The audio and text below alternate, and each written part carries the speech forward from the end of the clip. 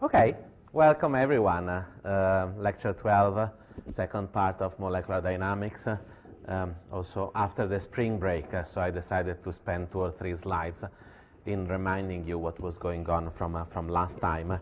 And I've actually been intrigued. I'm starting with Heraclitus because this is a beautiful citation. So this is 5th century BC, but there is the intuition that a macroscopic property like the river actually comes from a microscopic property, that is what the water molecules, although you wouldn't know what a water molecule is, but comes from what the water molecules are doing. So Heraclitus was saying you cannot step twice in the same river because the molecular conformation is always different, but the river is always the same. Anyhow, reminder of what we have seen last time. First of all, of course, the standard thing is that we have looked at Newton's equation of motion, and really molecular dynamic simulations involve the integration of this coupled set of second-order differential equation. So if we have n particles, there are going to be n trajectory defined by the sort of, for each particle, how the vector position evolves with time, and the force acting on each particle can be obtained from the derivative of the potential field, and all the particles interact with each other. So this is still a many-body problem, although a much easier one to solve than the electronic problem. And we sort of, I remind you how we integrated this equation of motion, but sort of one of the fundamental concepts that we have seen is how we can use actually the integration of the molecular dynamics equation of motion to obtain thermodynamical quantities. And you see what I'm writing here on the left is really the Boltzmann idea, the sort of basic idea of statistical mechanics. That is, if you have a certain variable that I'm generically calling here A, what we know is that the expectation value for that thermodynamical variable is given by the integration over all the phase space, integration over all the position, integration over all the momenta of the value of that variable A for every position and every momentum, weighed with the appropriate probability distribution. So this would be, say, for what we call a canonical distribution, a distribution in which each microstate, its single position and momentum, is weighed with the exponential of the energy with a coefficient beta that is just 1 over the Boltzmann constants times the temperature. And this fundamental sort of statistical mechanics approach can actually be translated into a molecular dynamics approach. That is, we can actually obtain the same expectation value for the operator A without really doing these integrals. These integrals are obviously impossible to perform explicitly as soon as you have many particles, because the dimension of your phase space explodes, and we have seen it over and over again, that as the dimension increases, it becomes increasingly difficult or computationally impossible to perform these integrals. But what we can actually do is evolve our system. That, remember, our system is just a point in phase space, the collection of all position and momenta.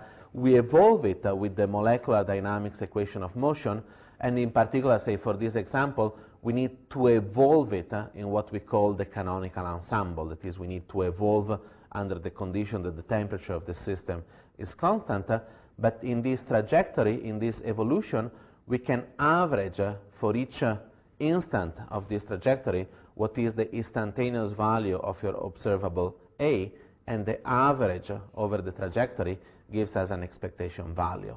And these two quantities are equivalent. They are obtained in 2 different ways. Here as an average over a trajectory that is much, much simpler to do computationally, and here as an average of all phase space. And there is a subtlety about this equivalence that is called the hypothesis of ergodicity. That is, in order for this equivalence to be valid, we really need to think that our system spans the phase space with the appropriate probability distribution without being confined in corner of phase space. And I'll give you an example later on of what means being confined. So in a way, we sort of work under the hypothesis that really this trajectory is spanning an appropriate sample of trajectories. And so when you do a molecular dynamics simulation, again, reminder of last class, you really perform an ideal computational experiment in which you start deciding what are the position and the velocity of all your particles, and then this is sort of the computationally important step. You integrate the equation of motion. And this is the sort of step in which you need to pay particular care and attention on the algorithm you use to integrate your equation of motion, and also on the accuracy that is needed to integrate this equation of motion. And once you have put all your particles in motion, and you are sort of integrating them and evolving them according to the appropriate equations, well, you just need to make sure that you wait long enough, that is, that you equilibrate your system so that you basically lose memory of your initial condition. You see, your system starts from a choice that has been made by you and by hand, and in that it's never representative of what could really be a microscopic configuration of your system. You're putting molecules certain position and you're giving them velocities, but that's just your assumption. And so you need to lose memory of this initial condition, and that's accomplished by evolving the system long enough. And how long is the time needed to reach equilibrium is something that depends on your system, depends on the temperature at which you are performing your simulation, but it's something that you can check in the course of your simulation. And again, I'll show you an example on how you check for appropriate equilibration. And once you have reached equilibrium, well, then it becomes straightforward to just calculate the results of your experiments. That is, calculate, say, what are the thermodynamical averages, and so you start accumulating what are your quantities of interest. And again, sort of reminder of last class, the initialization step involves choosing the initial position and the initial velocities. And we need position and velocity because really we are dealing with second-order differential equations. It's more critical to choose appropriately the initial position and more difficult. If you are studying a system that is crystalline, obviously it's very simple. You start just with sort of a periodic arrangement of atoms. But say if you are studying something more complex, like say liquid water, it becomes more critical because your liquid has a structure that is not immediately evident to you when you try to put molecules around. Anyhow, there are sort of obvious things to avoid. That is, you want to avoid that atoms overlap too closely, because if you put two atoms too close together, they will have an initial repulsive force that is very strong, and they'll just zoom away very quickly from each other. It's much more critical to equilibrate with respect to position than with respect to velocities. Velocities, or if you want, the phase space part of your, the momentum part of your phase space is much easier to integrate, basically because in any collision between atoms or between molecules, the velocity, if you want, get reversed. And so in the momentum, in the velocity part of phase space, your representative points can really jump around. Say, if you had an ideal gas of hard spheres that only collide when they touch each other, and in an elastic collision, they just reverse their velocity, well, in that case, your representative point is really jumping around discontinuously. So in velocity space, you really move around very easily and you span all the phase space. It's really in the position part of the phase space that you need to be careful and where your system can become entangled.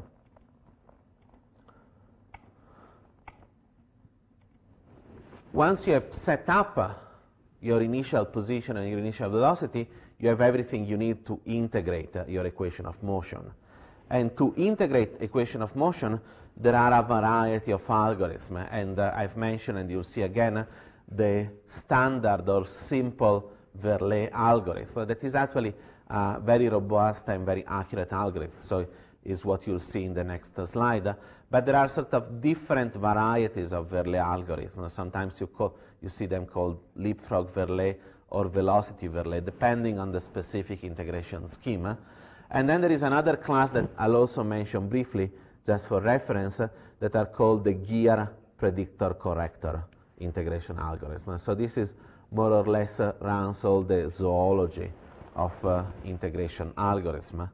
And obviously, one of the important qualities of your integration algorithm is that it must be robust. That is, it shouldn't be too sensitive on the choice of discretization. Remember, we have sort of differential equations that are basically perfect analytical equation, but in order to integrate them on a computer, we need to discretize them.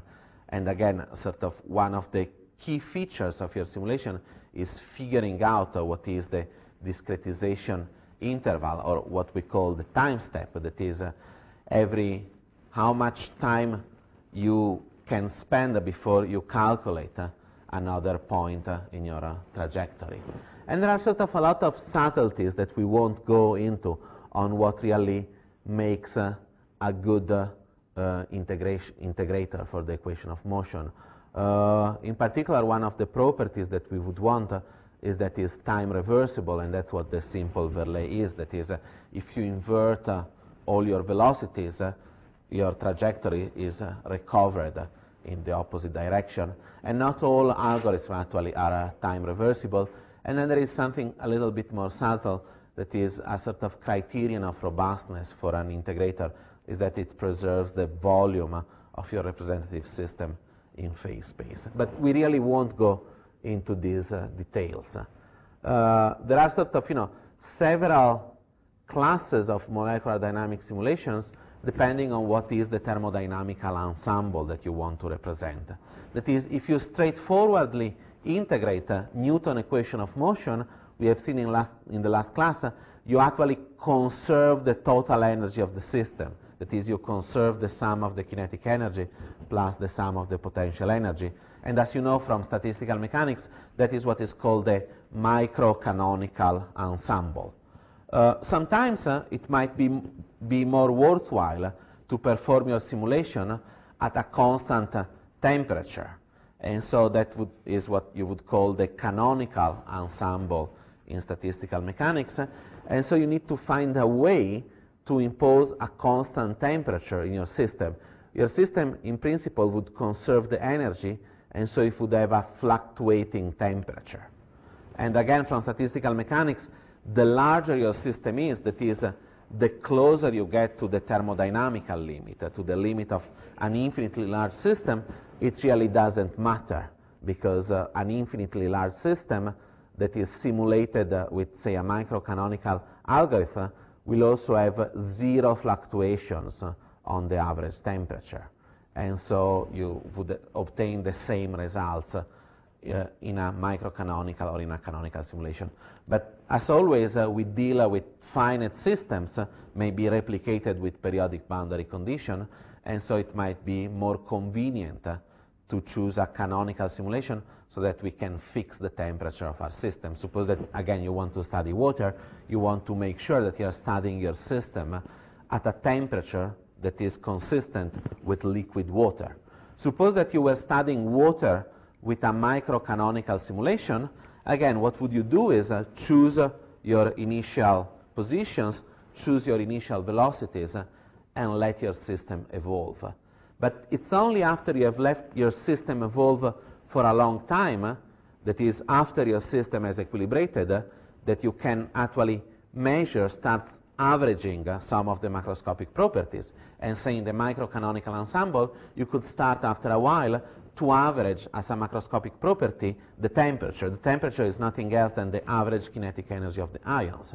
Well, suppose that you are studying water, you have set up your initial position, your initial velocity, you let this evolve, and after a while you discover that the average temperature is 150 Kelvin and your system is frozen. Okay, well, what you have to do is then restart your simulation. It's not going anywhere if you want to study liquid water. And how could you change this? Well, you could try using the same initial configuration that you had used before, but much larger velocities, hoping that once the system evolves deterministically from that initial point, your average temperature is going to be a temperature in which your water is liquid.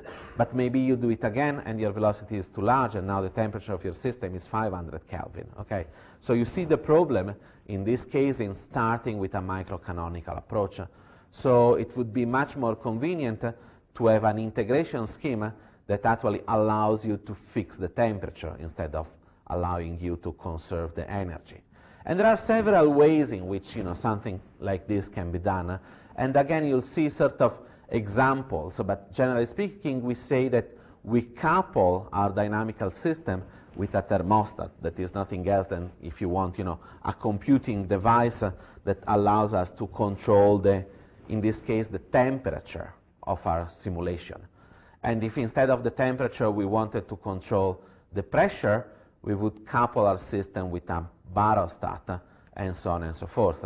But if we focus for a moment on the thermostat, that's the simplest, well, there are sort of several ways in which we can control the temperature of our system. And I've mentioned here sort of three classes of devices that we use to couple our system with a thermostat. And one approach could be the Langevin dynamics or the stochastic approach. That is, you try to sort of simulate a constant temperature by letting your system evolve with the microcanonical equation of motion, but every now and then you give little kicks to random atoms in which those atoms either accelerate, so they start picking up more velocity, and so the temperature of your system rises, and so you drive your system to your sort of required temperature, or instead of sort of kicking and accelerating them, you slow them down sort of with a kick in the direction opposite to its velocity, and so you cool the system down. And this is really, sort of analogous to the thermal bath, if you want. You have all your molecules moving around, and collisions thermalize them. So this would be a stochastic or Langevin approach. Another approach would be a constrained approach. Often the simplest one is the velocity rescaling. Suppose that, again, you want to keep a constant temperature. Well, constant temperature means that you have a fixed overall average kinetic energy for your ions. And so when integrating the microcanonical equation of motion, at every time step you have the velocity on every atom, and if the average kinetic energy is below your target temperature or above your target temperature, the only thing you need to do is change your velocity in order to have the constraint that at every time step the total kinetic energy of the ion is fixed. So if you want a constrained thermostat, involves keeping the total kinetic energy of your system fixed. And in order to do this, you need to have actually an integrating algorithm that uses the velocities to integrate the equation of motion. So something like the leapfrog Verlet that we won't see, or the velocity Verlet that we won't also see, would work, but the simple Verlet that I'll show you again in a moment wouldn't actually be useful, because in the simple Verlet you never control or never use the velocity of the system to integrate the equation of motion. So you are not able actually to control the velocity of your system, and so you can't thermostat your dynamical ensemble using the simple Verlet. And sort of the last approach that is probably the more generic and the more powerful is actually adding to your sort of set of equation of motion an additional dynamical variable. So up to now, the dynamical variables are all the position and all the velocity of your particles in the system. Well, you could add an additional dynamical variable that I tend to sort of compare it to some generic wind going through the system, and that sort of additional dynamical variable is something that either slows down your particle or accelerates your particles in order to fluctuate appropriately around your target temperature. And this is the most elegant sort of solution to the problem of thermalization, and is also the most powerful. And we'll see examples both in this class and especially in the next class of applying this extended approach. And often it goes under the name of Nosé, that was the first one to develop the equation of motion for a canonical simulation at constant temperature, or actually Nosé-Hoover, that was the other person that helped make this equation a little bit more tractable. And again, a reminder of the simple Verlet, the only algorithm that we have seen, that is sort of summarized in here. And what we are doing is we are looking at this trajectory, this vector that evolves as a function of time, and we are just doing a Taylor expansion. That is, if we know the position at time t, the position at times t plus delta t in a Taylor expansion involves the derivative of the position with respect to time, the second derivative of the position with respect to time, that is nothing else than the acceleration, the third derivative, and so on and so forth. And I've only expanded it up to the third order. But the very nice thing is that we can expand it both forward in time and backward in time around the instantaneous position.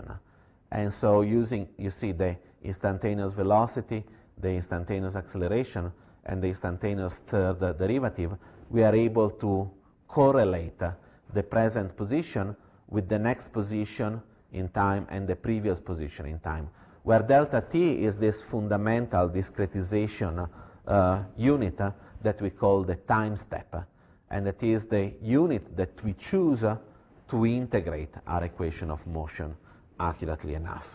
And just by taking these two expressions and summing them, we see that all odd terms cancel out. And just by sort of moving left and right the appropriate term, we have, just by summing these two Taylor expansion, this fundamental expression that is really the core of the simple Verlet algorithm. And you see, this is the recipe that we use actually to integrate our equation of motion in time. That is, what we are saying is that the position at times t plus delta t is related to the position at time t and the position at times t minus delta t. And so by knowing this position and the previous position, and by knowing what is the acceleration at the present time, and the acceleration is nothing else than the force divided by the mass. Here is where Newton's equation of motion comes into play. We are able to predict what is going to be the next position with an accuracy that is of the order of the fourth power of your time step. So if you want, if you are going to halve your time step, the accuracy that you obtain is going to be 16 times higher.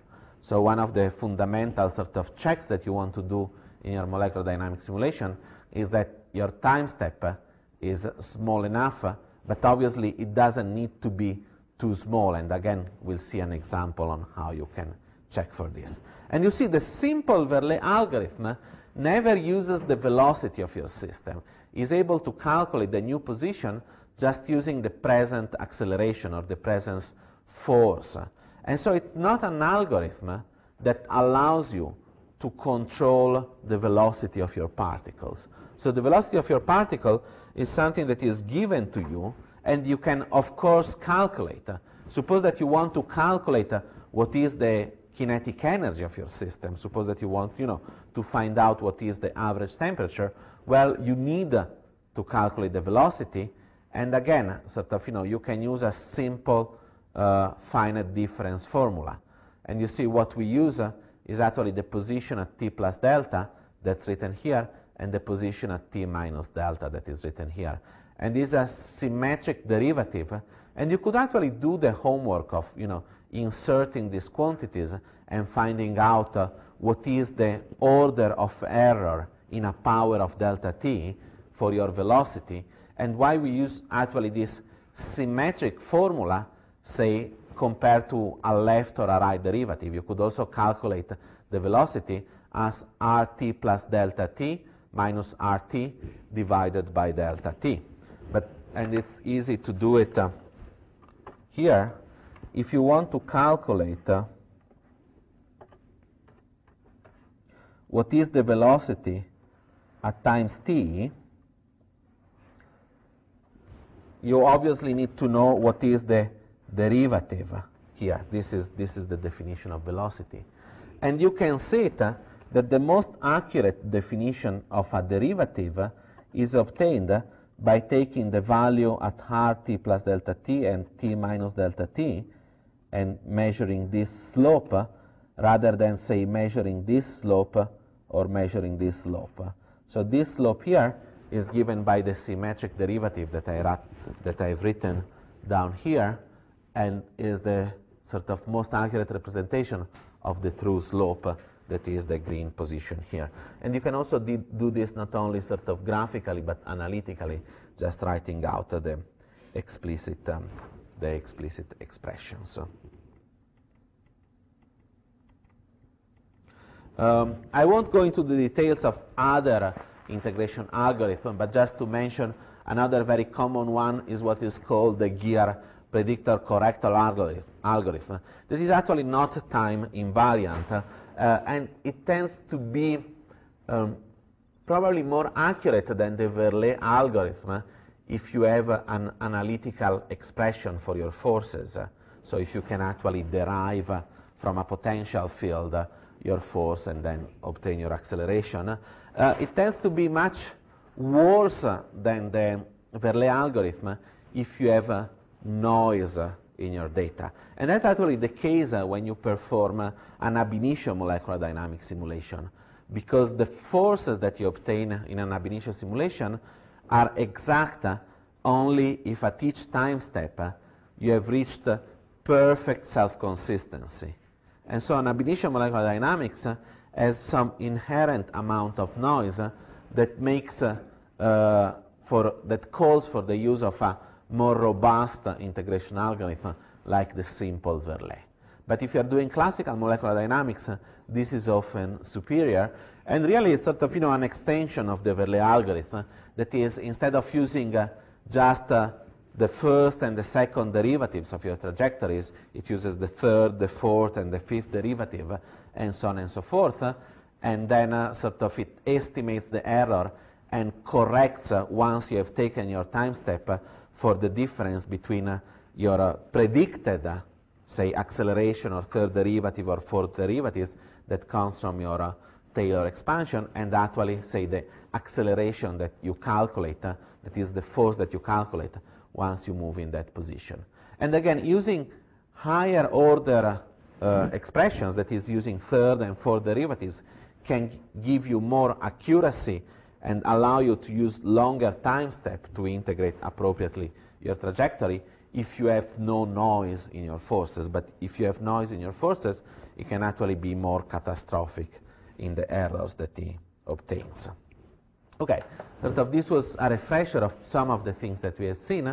One of the sort of very simple concept that I wanted to sort of remind you that takes place whenever we try to do a numerical integration of a differential equation is the concept of Lyapunov instability.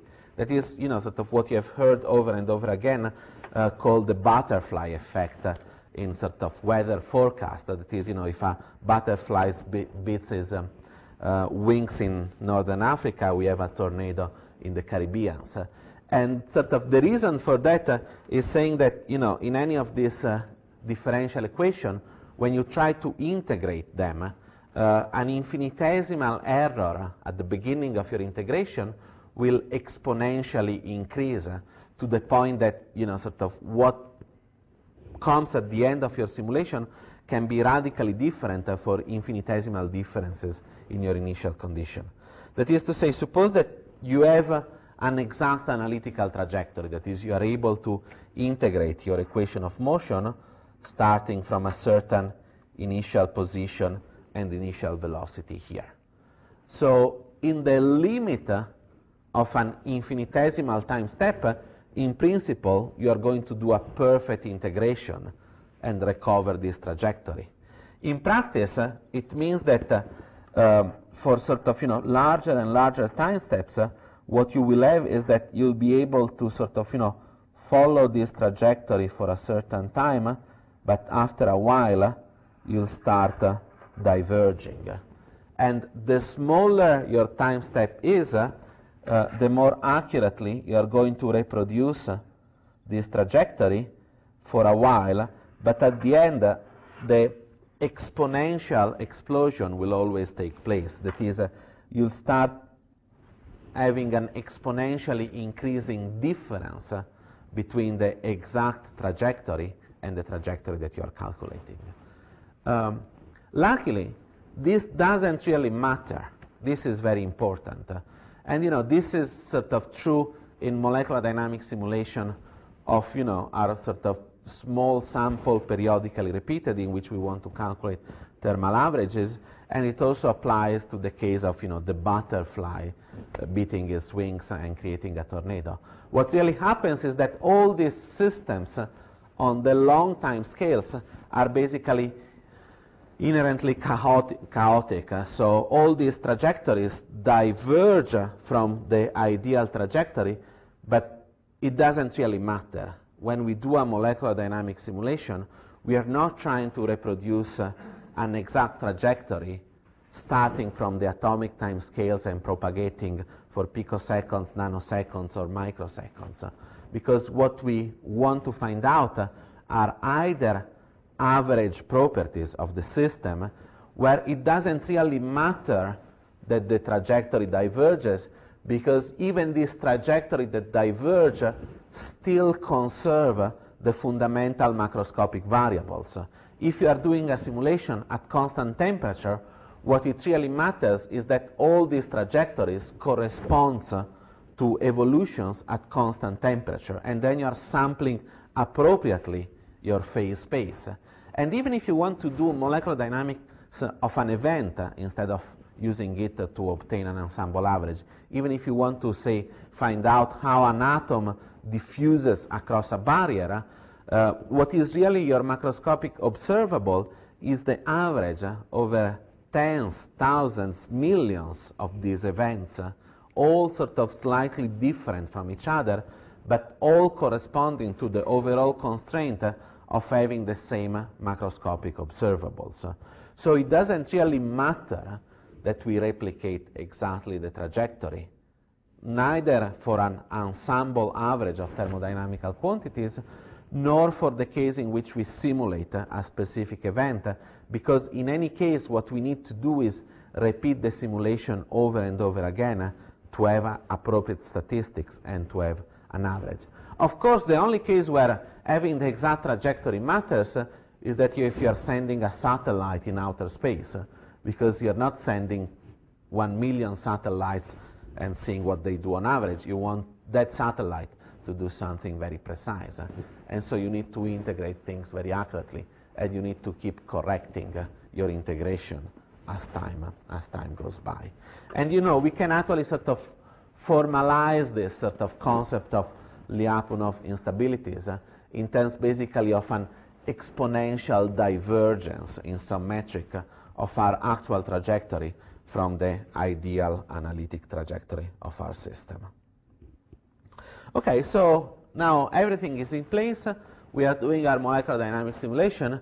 First of all, how do we check that something is working, that what we are doing makes sense? Well, the first thing is just making sure that what you are doing makes sense computationally. It might still not make sense physically, but your sort of order zero check is making sure that you are integrating your equation of motion appropriately. Because remember, you need to choose a time step, you need to choose a discretization interval, and the size of that interval depends really on what is the typical atomic motion. If you are studying a system that is very cool and is made of very heavy atoms, you can use very large time steps. If your system is very hot and made of very light atoms that move much faster, you need to use very small time steps. But on average, there is really a small range of time steps that is really acceptable, and they are of the order of the femtoseconds, 10 to the minus 15 seconds. So for something as light as a hydrogen atom bound to an oxygen, say in a water molecule, you might need to use a time step as small as half a femtosecond. For something in which maybe you are studying, say, liquid cesium, a free electron metal that is very heavy, you might have a time step that can be appropriate and as large as 20 femtoseconds. But this is the range, basically, of the order of femtoseconds. And the very important thing is that you can always check that your time step is accurate enough, because if you are doing a microcanonical simulation, what you need to have is that the total energy, that is the sum of the potential energy and the kinetic energy, is conserved. Or if you want that the kinetic energy of the ions and the potential energy of the ions mirror each other exactly. And again, in the limit of infinitesimal time step, this total energy line should be perfectly flat. As you increase your time step, well, this line will start to have some microscopic oscillations, so it will start to fluctuate, and depending on your algorithm, could also have a systematic drift. A systematic drift, generally speaking, is very bad, because it means that your system is really cooling down. That is, a systematic drift means that your total energy is going to get closer and closer to the potential energy. So the kinetic energy of your ions is decreasing and decreasing. And so systematic drift means that after a while, your system will slow down to a halt. And so you need to check for that. And then even if there is no systematic drift, and simple algorithms like the Verlet tend to be very good at that, at not having any systematic drift, you need to make sure that your fluctuation that will always exist as long as you're using a finite time step are actually small enough. And so you want the fluctuation in your total energy be much, much smaller than the fluctuation in your potential energy. Say 2 orders of magnitude, 3 orders of magnitude smaller, so that locally your system is varying its potential energy, but its total energy is actually unchanged. And again, thanks to the power of the Verlet algorithm that sort of scales as the 4th power of your time step, you can do very simple tests. You halve your time step, and you should see your total energy curve becomes much flatter. And so you can basically choose sort of what is the optimal time step. And you can even use a sort of real space picture in which you can look at a trajectory. After all, what you have are atoms moving around and oscillating. And so what you want to do in a real trajectory of an atom moving around is you want to have enough points to describe correctly, say, a period of an atom. And the rule of thumb is that you want between 20 to 100 points in describing a full period of an atom. And that again sort of brings us back to the order of magnitude of femtoseconds for the time steps of your systems involved. So once you have set up your computational part correctly, you still need to check out that your simulation makes sense. And in particular, the sort of trickiest part is making sure that you reach thermodynamic equilibrium, so that you lose memory of your initial conditions. And again, that's actually something in which the Lyapunov instabilities, if you want help, sort of, no matter sort of how bad our choice is, if we let the system evolve long enough, our trajectory will sort of diverge from our initial exact trajectory that was somehow poorly chosen, and it will become more and more representative of the thermodynamical ensemble that we are simulating.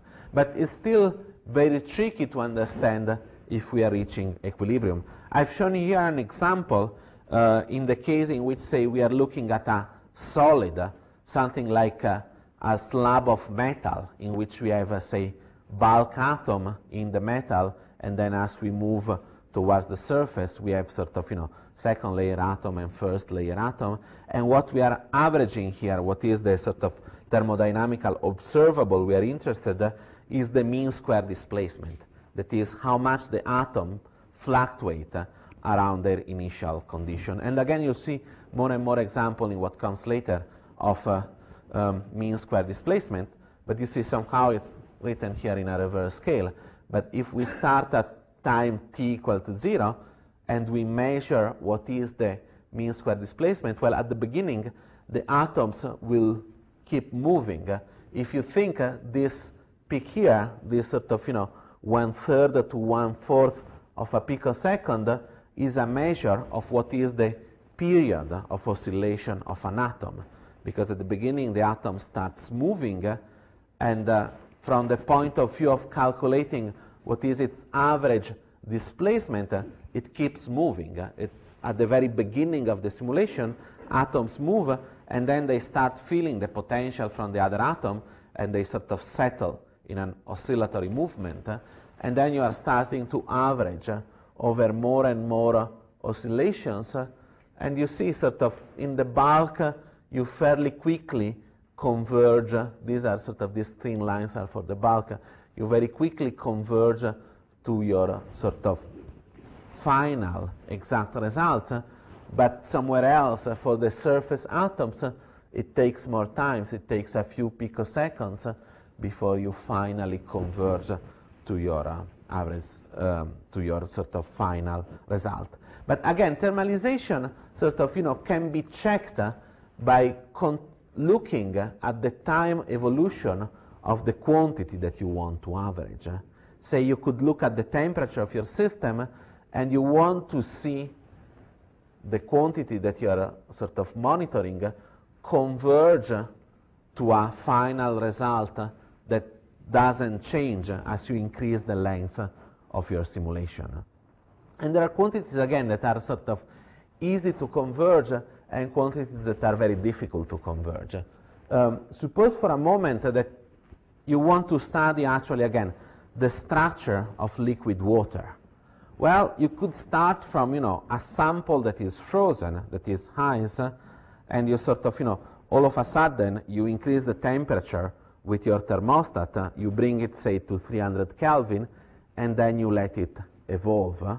And you could sort of, look in time as the sort of, relative position or the diffusion coefficient of the water molecule evolve in time, and you would discover that, depending on the temperature, maybe you need 10, 20, 30 picoseconds to reach a situation after which your expectation value do not change if you increase your simulation longer and longer. This is sort of the concept of equilibration.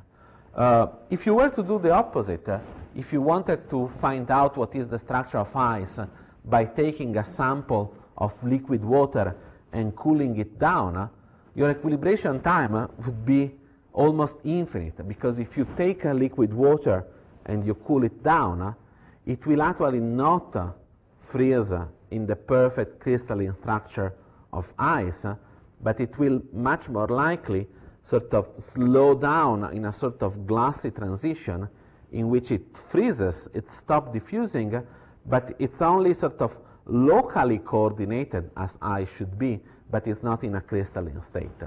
What does that mean? It means that, what we are actually ended up with is a situation that is not a thermally representative situation. We are not in an equilibrium state for a system, but we have sort of, ended up in a corner of phase space out of which we are never going to get out unless we wait forever. That is, even after the water has sort of, frozen in this glassy state, if you keep simulating it longer and longer and longer, every now and then you'll have a fluctuation that changes the position of two water molecules and two more water molecules and two water molecules. And after a very long time, you might actually find that your system has become crystalline. But it's never going to happen in the time scale of your simulation. So one needs to be careful when one does one of these simulations to make sure that actually you are sort of finding yourself in a representative state. And that's why some of these issues like simulating a solid to liquid or a liquid to solid transition require particular care and somehow require actually knowing something of the system that you want to discover. And again, there is an enormous debate on what are some of the phases of supercooled water. That is, if you take water and it's very pure and you bring it down below the regular freezing temperature, well, you can keep water liquid up to, I think, 40 degrees below the freezing point. And you can do that experimentally, and you can do it with simulation. And then all of a sudden, your system will ultimately freeze, and it will end up in phases that neither the people doing simulation nor the people doing experiment can still agree with. So there is, sort of dark areas in the phase diagram of water at those low temperatures, and people discuss about high density liquid and low density liquid, and a lot has been achieved in the last 10 years, but it's still not formally known. And this is why one really needs to pay particular attention to a number of these problems.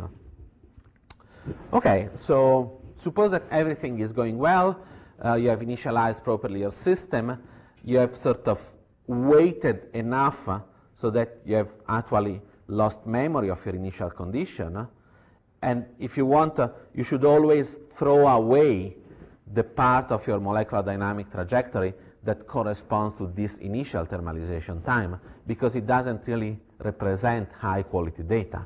Only after you have waited long enough, say in this previous simulation, only after you have waited, say, 4 picoseconds, you can start taking averages of what is, say, the mean square displacement for a surface atom.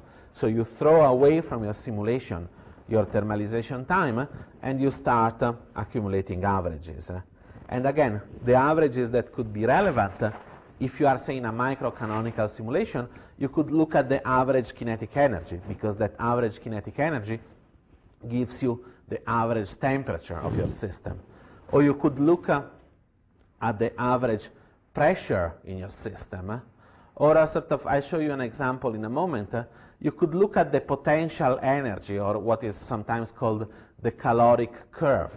So if you're actually simulating a system at different temperatures, say again, suppose that you are water and you are still in the frozen phase, well, the potential energy will oscillate around a certain value.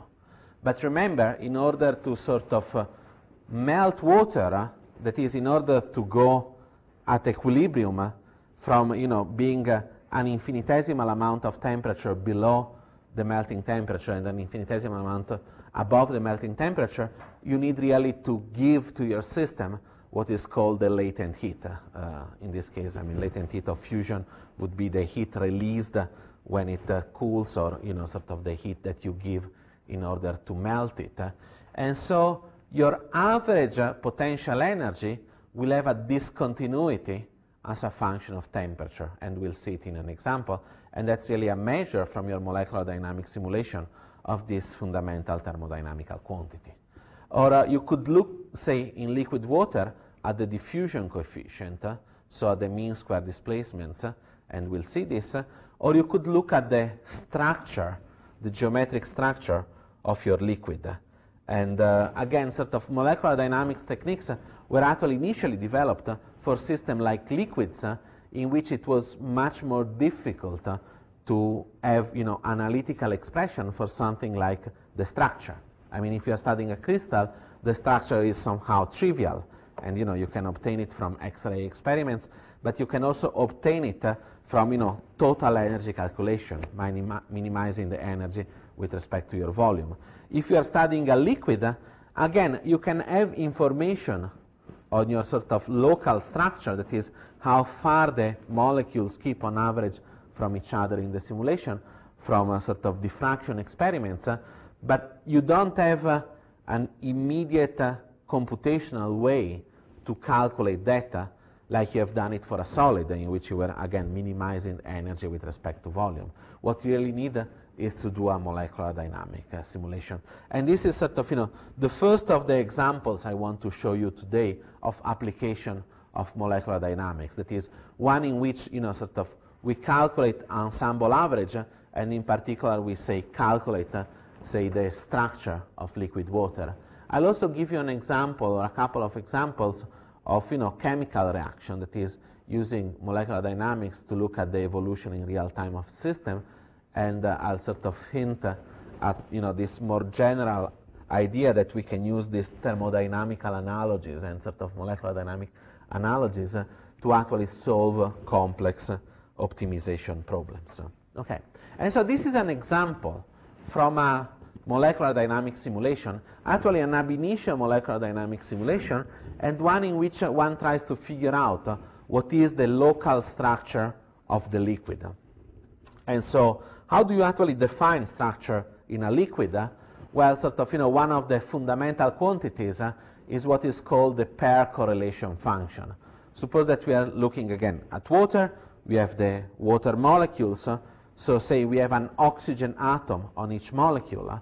And so what we can sort of ask ourselves is what is the probability of finding another oxygen atom at a certain distance from one oxygen. So you could sort of imagine yourself sitting on a water molecule, sitting on that oxygen, and sort of monitoring on average what is the distribution of all the other oxygen atoms. And this would be one of these pair correlation functions. This is specifically for the case of water. I'll tell you in a moment what the difference between these curves is, but what we are plotting is the probability of finding an oxygen atom at a certain distance if I'm sort of sitting on one of these water molecules and running around. And as you can see, the probability below roughly 2.3, 2.4 angstrom is 0. So you never find an oxygen atom closer than 2.3, 2.4 angstrom. And this is because obviously, molecules by Pauli repulsion and electrostatic repulsion sort of repel each other very strongly at close distance. This is, in the Lennard-Jones potential was the 1 over r to the 12th term. When you get very close, the repulsion is so strong that you'll never get very, very, very close. Actually, the only time you sort of overcome this short range repulsion is in something like nuclear fusion, in which you can manage to get, say, hydrogen atom to get so close together that actually their nuclei melt into a helium. But you see, at sort of this standard condition of pressure and temperature, really the probability of finding some oxygen atom up to 2.3 angstrom is 0. And then all of a sudden, the probability of finding an oxygen atom skyrockets. What does this mean? Well, it means that it's very likely actually to have, if you are, an oxygen atom in a water molecule, it's very likely to have other water molecules surrounding you at a distance that is a tad shy of 3 angstrom. Okay, this is what the chemist would call the first solvation shell. Okay, the water molecule sort of runs around in the liquid and has a certain number of water molecules that are at a certain average distance that is around 2.6, 2.8 angstrom. And so this is a solvation shell, a shell of water molecules that on average surround this molecule. And because there is a sort of average shell of water molecules around, once you move outwards from this oxygen, then there is going to be a depletion of water molecules. Because there is one shell at a certain distance, you move further, it becomes much more difficult to have water molecules and at an intermediate distance. And this is, really sort of a general description for all kinds of liquids. And then you sort of move farther away, and then there is a second solvation shell. Okay, there is structure in the liquid. You have a water molecule, on average is surrounded by a first shell, and then on average that's surrounded by a second shell, and as you move farther and farther, the boundaries become fuzzier and fuzzier, so you can sort of spot a third solvation shell. But once you move, farther and farther away, if you look at what is the probability distribution 10 angstrom, 100 angstrom, 1 meter away, it becomes flat. That is, if you look what is the probability of finding a water molecule 1 meter away, or 1 meter plus 1/10 of an angstrom, there is really no difference because you have lost long-range order, you have lost structure. This would be very different, say, in a perfect crystal. So if you study something like silicon at 0 temperature, and for a moment forget about, 0-point motion and quantum effects, things just at a silicon crystal as being made of classical particles at 0 temperature, they are perfectly periodic. And so what you would find, you could still define a pair distribution function, and what you would find is Dirac's delta. That is the probability of finding a silicon atom at a certain distance from you silicon atom, say, sitting on the origin, is going to be 0 until you hit the distance of your first shell of neighbors. And then it's sort of infinite, or properly normalized at Dirac's delta, and then it's 0 again, and then another Dirac's delta, and 0 again, and another Dirac's delta. And as you move farther and farther away, the density of your Dirac's delta becomes higher and higher, because again, if you are at 1 meter of distance, there are an enormous amount of possibilities of finding, sort of a combination of lattice vectors that give you a silicon atom in that position.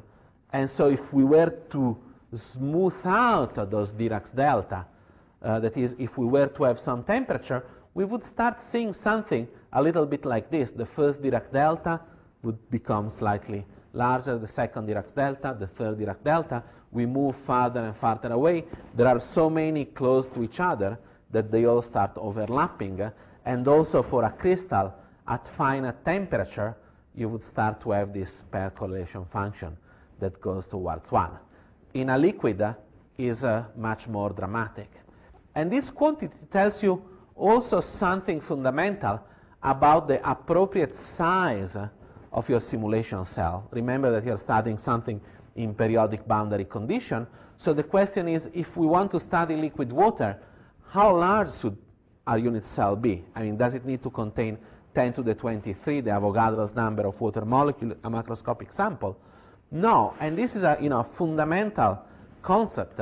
It needs to be large enough so that the correlation between your molecule in the origin and that molecule periodically repeated is 0. That is, by the time this pair correlation function reaches sort of 1, it means that you have lost any structure.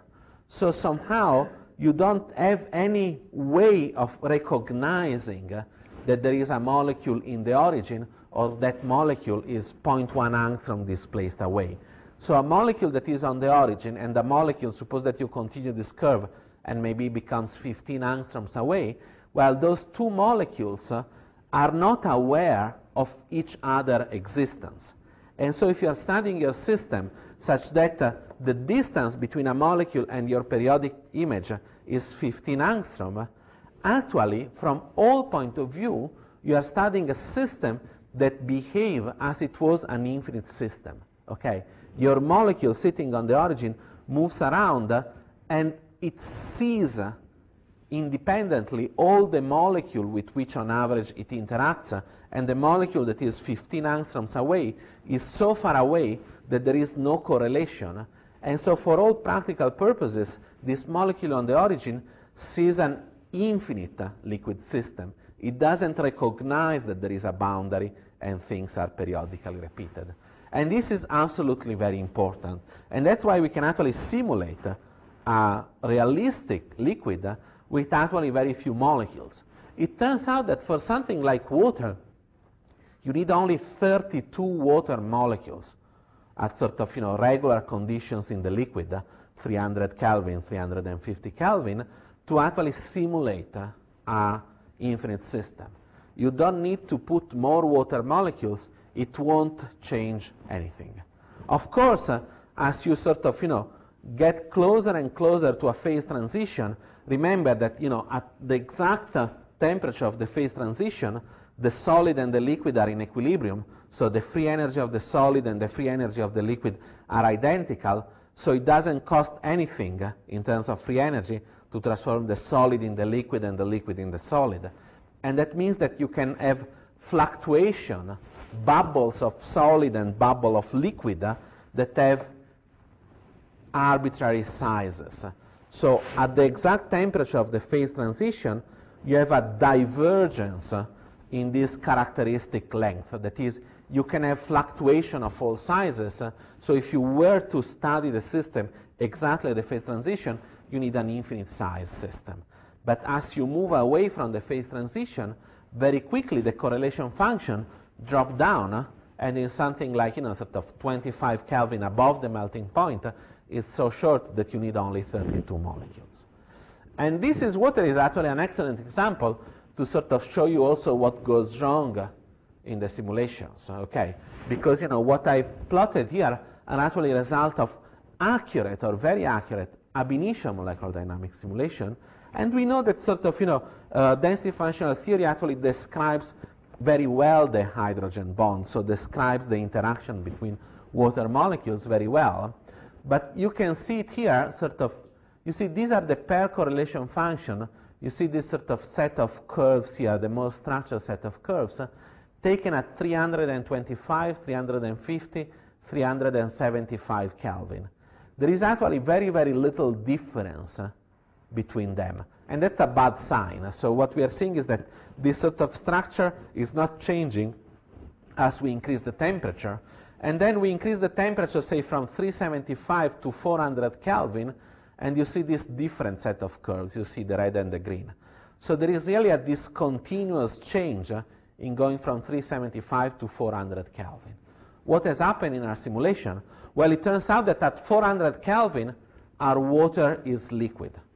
At 375, it's a glassy system. So it's an amorphous glass, and you see it doesn't change with temperature, and you need to get to 400 Kelvin for it to become liquid. What is the bad thing here? It's not that the water is in an amorphous glass state.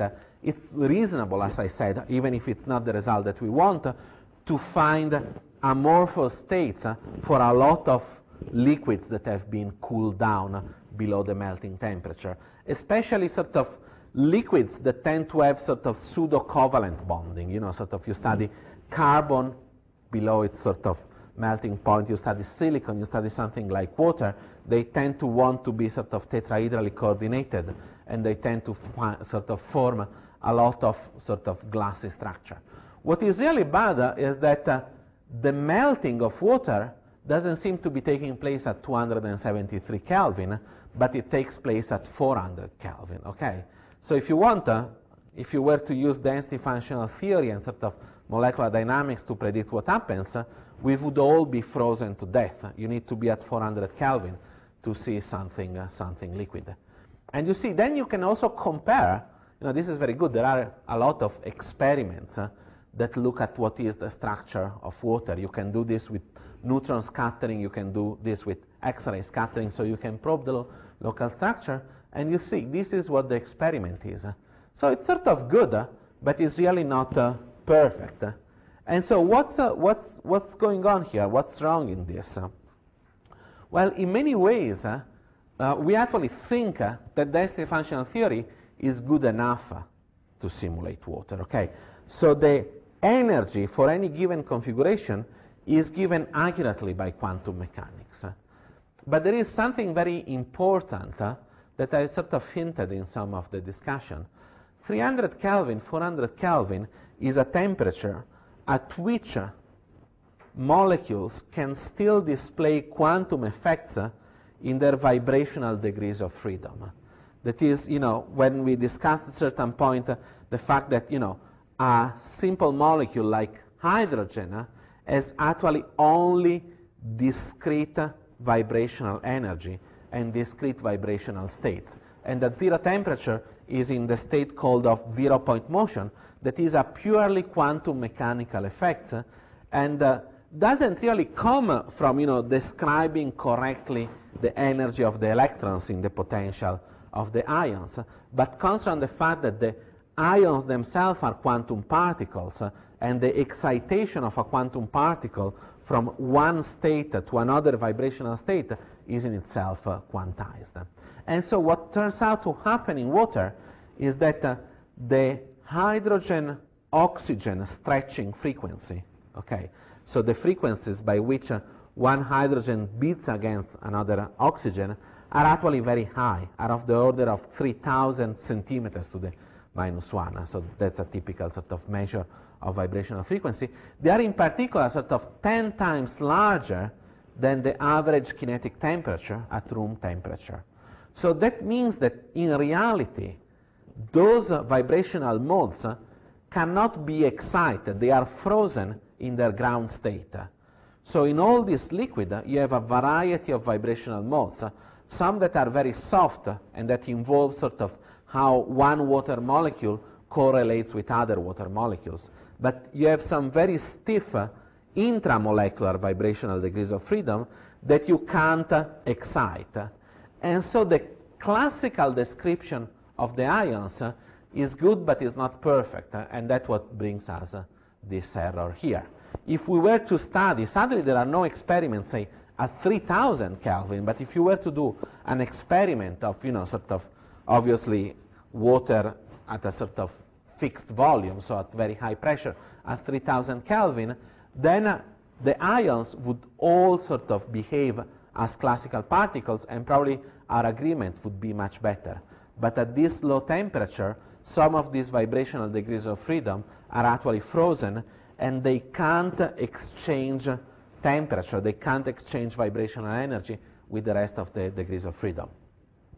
It's the same concept by which the specific heat of solids follows the Dulong and Petit law, and it's much smaller than its ideal sort of value at low temperature. Is because even in a solid, where vibrational frequencies tend to be much lower than 3,000 centimeters to the -1, tend to be of the order 300-400 centimeters to -1. So they tend to be all populated at room temperature, but in the regime of low temperature, sort of much lower, 300 Kelvin, some of those degrees of freedom are also frozen out. So they can't exchange temperature when you increase the heat, and so the specific heat of the system is much smaller, because a lot of those degrees of freedom can't actually talk with your heat bath.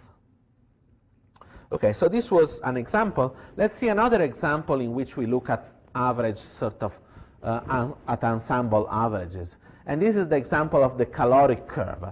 So that is plotting the potential energy as a function of time. This is done for a sort of classical molecular dynamics simulation. So you see it's using 6,400 particles, so a very large amount. This is actually a slab of lead in the 100 direction. And you see, if we simulate this at 600 Kelvin, well, this is as a function of time. This is a very long simulation. You see, we are talking about nanoseconds, okay? So it's of the order of 1 million time steps, if we were using time step of a femtosecond. And you see, this is how the sort of average potential energy fluctuates, okay, at 607 Kelvin. And then we increase the temperature, and you see it fluctuates around another value. Increase the temperature, it fluctuates another value. We increase the temperature a little bit more, from 625 Kelvin to 630 Kelvin. And what happens in this solid, you see, at the beginning, during, if you want, your thermalization time, you oscillate around a certain value, but then something happens, and your system goes into a new state in which the average potential energy oscillates around a new value. What your system has done, it's gone through a melting transition. And so the difference between, if you want, the potential energy just below the melting temperature and the potential energy just above the melting temperature is this latent heat of fusion, okay? The energy that is needed to melt the crystal, or the energy that is released when the crystal solidifies. And this is actually a sort of very specific system in which there is a sort of more exotic phase transition, and that's why molecular dynamics simulations were needed. It was a system in which there was what is called incomplete surface melting. That is, if you look at the surface of lead 100, it starts melting at a temperature that is lower than the temperature at which the bulk melts. And this is because surface atoms are really different from bulk atoms. So they have their own phase transition, and it's a temperature for that phase transition that is different from the bulk melting temperature. So you heat up lead, all of a sudden you see that the surface becomes liquid, and then you need to reach another critical temperature before also the bulk melts. Okay, so a couple of examples we have seen from ensemble averages. As I said, we can also use molecular dynamics to actually follow a chemical reaction. And so this is another example from ab initio molecular dynamics simulation, because what we really want to investigate is how we can take a molecule of methane. You see C and H4, there are 4 hydrogen atoms. One is sort of the pink below, beneath the yellow. We want to figure out how to break this apart. This is a fundamental technological problem, because we have enormous reserves of methane. It's what people call natural gas, but it's extremely expensive to transport because you really need to liquefy it and carry it in sort of cryogenically frozen containers. So it's much more expensive to transport methane than to transport oil, and that's why we are actually not using sort of all the methane natural gas reserves that exist. So one of the important things that we could do is actually transform methane in some higher and heavier hydrocarbons like methanol that we can transport much more easily. And that in principle is very doable. Methane has an enormous amount of energy ready to be released, but sadly, in order to release that energy, if you want to burn methane or in order to break it apart, you need first to break apart the first carbon-hydrogen bond, and that's tough. Once you break that hydrogen bond, all the other hydrogen go and release a lot of energy, but breaking this is very difficult, and we want to do this in a very controlled manner in order not to burn methane, but construct some higher hydrocarbon like methanol. And so one sort of very suggestive hypothesis is actually using nanostructured catalysts, that is, using well-known catalyst transition metals like platinum in this case, but catalysts that have a very exotic surface so that they become more reactive. They can help break apart this carbon-hydrogen bond. And so, this is where ab initio molecular dynamics come into play, because, we can study the system and try to figure out what happens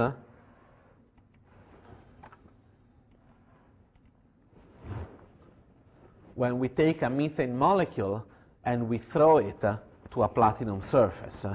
And as you can see, nothing happens, and we are very, very happy. Not so much because we have sort of simulated an interesting system, but because actually we can measure the kinetic energy of the molecule coming down, and we can measure when it comes out, and we find out that it has the same velocity but opposite direction. So our system is conserving energy very accurately. But what you can do now with your molecular dynamic simulation is try to figure out if this is the whole story. That is, well, as you see, we have sort of thrown this molecule into the trough here because, we thought that maybe this area is the most catalytically active. It's where there are more platinum atoms able to sort of rip this thing apart. Well, it turns out that actually the most catalytically active part of this surface is the under-coordinated platinum atoms sitting here on the ridge. And you see when sort of the molecule falls down on this, it sort of, very easily breaks apart this. And so, doing our ab initio MD, we discovered that, these under-coordinated atoms are actually much more active than the sort of surface-like atoms down here. So under-coordinating a transition metal is actually very helpful. And this is actually what bacteria that eat methane for a living do. So what those bacteria do, they have an enzyme that is called the methane monooxygenase that actually is able to break apart this carbon-hydrogen bond. And what it has sort of two iron atoms in the middle of a sort of porphyrin-like structure, and those under-coordinated transition metals do all the trick. Other examples in which a molecular dynamics simulation helps us understanding the structure of a microscopic system are shown here. In this case, what we are doing is taking a liquid droplet of aluminum. So this is aluminum above its melting temperature, that is sort of 933 Kelvin. It's been thermalized, and so it's a liquid. And then we have a surface that could be, say, two different crystallographic orientation, the 110 surface and the 111 surface. And what we do is we drop this liquid droplet on the surface, and we sort of see what is the evolution of the system. And on the 110 surface, that is one of these metal surfaces that undergo a pre-melting transition, where the surface itself, you can see it here, becomes liquid-like. What happens is that you have a liquid droplet falling on a sort of liquid surface, and so it wets completely the surface, and it smooths around.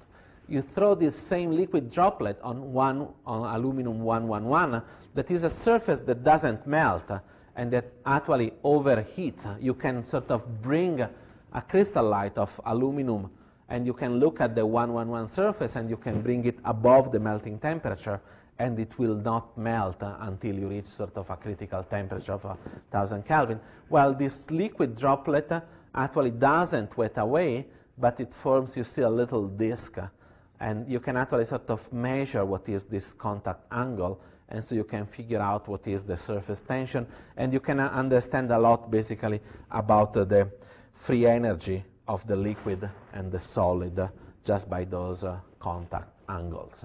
Another example for which I have another movie is sort of related to what you have seen in the sort of previous slide, and is sort of looking at actually what do an atom on a aluminum 100 surface do. And so you see what we do is an ab initio molecular dynamics. We put an atom here, and we let the system evolve at a certain temperature. In this case, it's evolving at 500 Kelvin, that is roughly 1/2 of the melting temperature. And again, you can see sort of, some features of an ab initio molecular dynamic calculation in which we can simulate very few atoms. And so actually in this simulation, you see our surface area is given just by 16 atoms, this 4x4 here.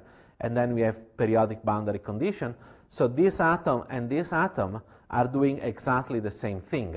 But we are actually ourselves in the condition in which there is no correlation between what this atom do and what this atom does and what this atom does. So these atoms sort of behave independently from what this atom does, just because at this temperature the correlation length between these two is very, very short.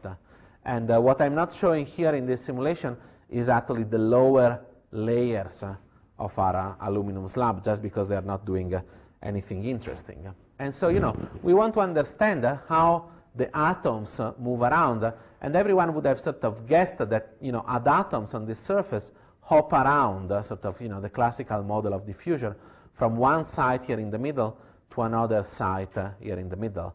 But you see, you do your ab initio molecular dynamics simulation, and you discover that something very intriguing happens. Actually, atoms do not diffuse by hopping, but they diffuse by sort of diving into the surface layer and sort of pushing another atom out. And you'll see it again in a cleaner fashion. You see, the diffusion takes place by an atom diving in. Look at this. This is sort of, in a moment, will dive in and pushes this sort of second atom out.